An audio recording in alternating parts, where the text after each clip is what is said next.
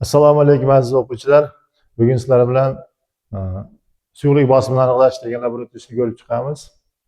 Ishning maqsadi suyuqlik ichida hosil bo'ladigan bosimni o'rganish va uning suyuqlik zichligi hamda chuqurligiga bog'liqligini tajriba yo'li bilan aniqlash.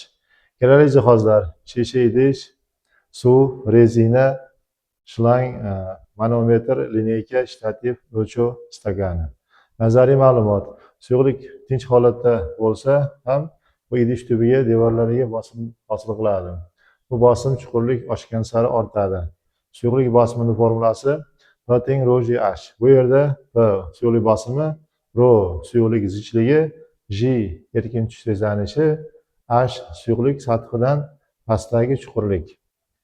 Ishning bajarilishi: shaffof idishga suv quyamiz, rezina shlangining bir uchini suvga tushiramiz, ikkinchi uchini manometrga o'laymiz. Shlang uchini suv sathidan turli chuqurliklarga tushiramiz. Masalan 5 sm, 10 sm, 5 sm. Har bir chuqurlikdagi manometr ko'rsatkichini qiymatini yozib olamiz. Chuqurlik ortishi bilan bosim qanday o'zgarishini kuzatamiz.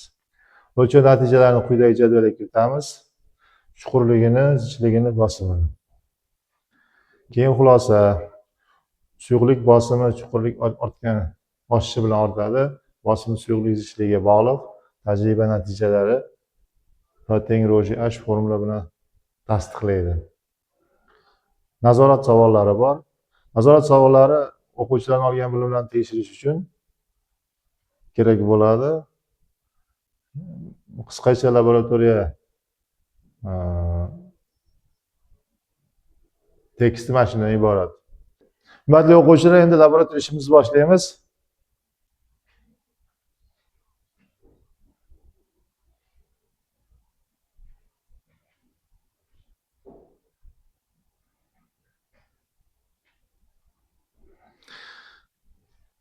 Biz chuqurlikni 5 santimetrgacha o'zgartiramiz.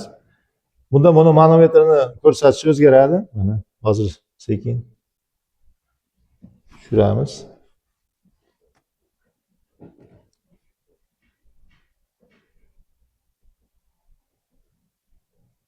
Keyin 10 santimetrga tushiraylik.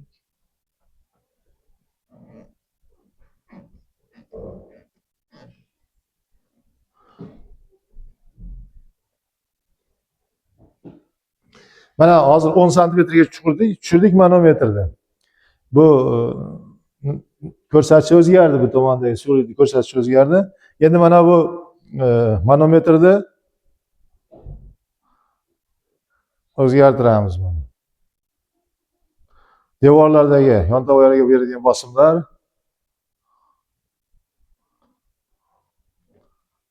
o'zgaradi.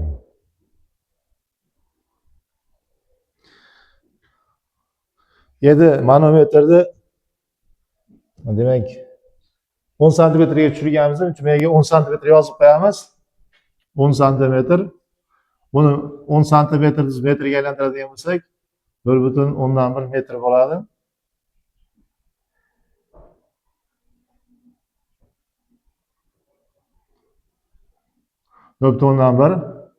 Hop. So'z ichligi bizda 1000. Mayda bizni birinchi holat uchun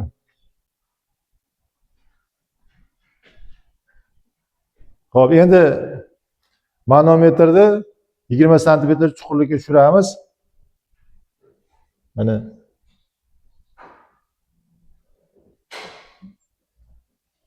15 santimetr chuqurlikka tushiraylik.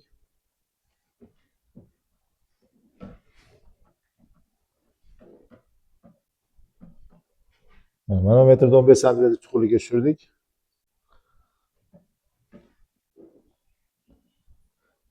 Bedagi suyuqlik sathi o'zgardi. Teparoqqa chiqdi, ko'tarildi. Endi 15 santimetrga tushirganligimiz uchun bu 0,15 metr bo'ladi. Mana suyuqlik zichligi biz 1000 hali ham. Chunki suvda o'tkazyapmiz tajribani. Endi yaqinlashtiruv. Mana uni 20 santimetr chuqurlikgacha tushiramiz.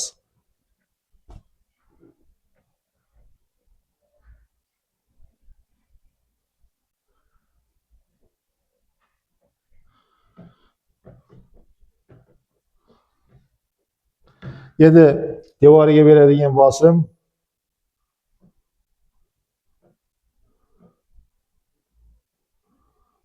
qarasak o'zgarmayapti. Demak, devorlarga beradigan bosim bilan tubiga beradigan bosim bir xil forma bilan aniqlanaverar ekan.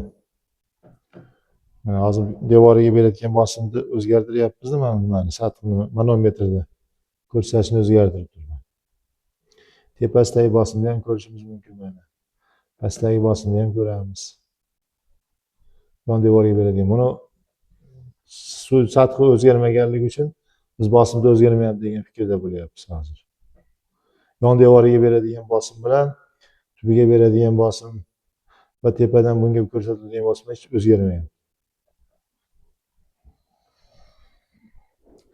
Hozir chuqurligimiz bizda 20 santimetr bo'ldi. Mana bu yerga 0.2 metr deb yozib olamiz. Ya'ni suv zichligi 1000.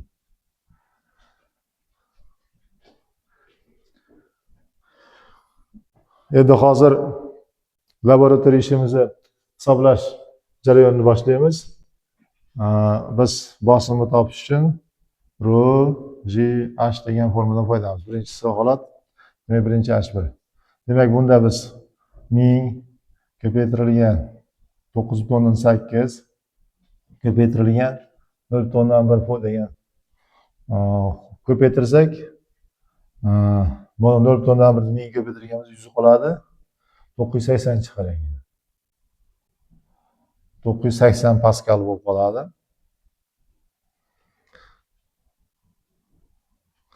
B2 topamiz. B2 topadigan bo'lsak, yana ρ, J, H2 degan formadan foydalanamiz. Endi 1000 ko'paygan 9.8 ko'paygan 415.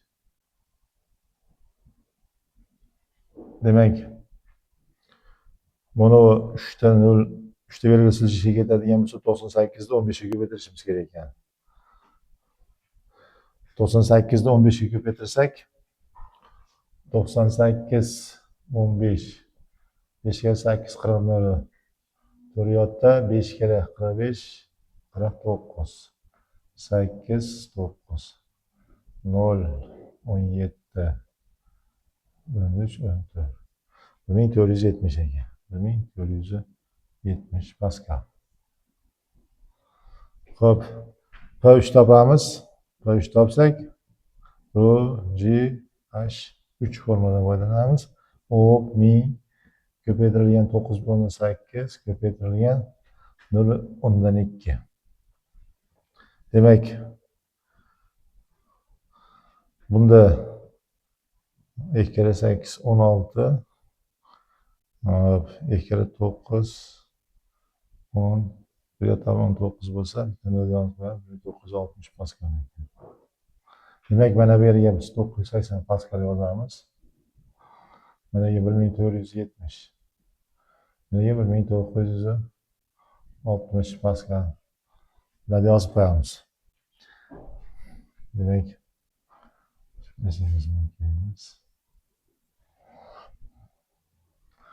mana o'quvchilar, biz suyuqlik ichidagi bosimni aniqlash degan laboratoriya ishini hisoblashni ham bajardik. Shuning bilan laboratoriya ishimiz tugaydi. E'tiborlaringiz uchun rahmat. Keyingi laboratoriyada ko'rishguncha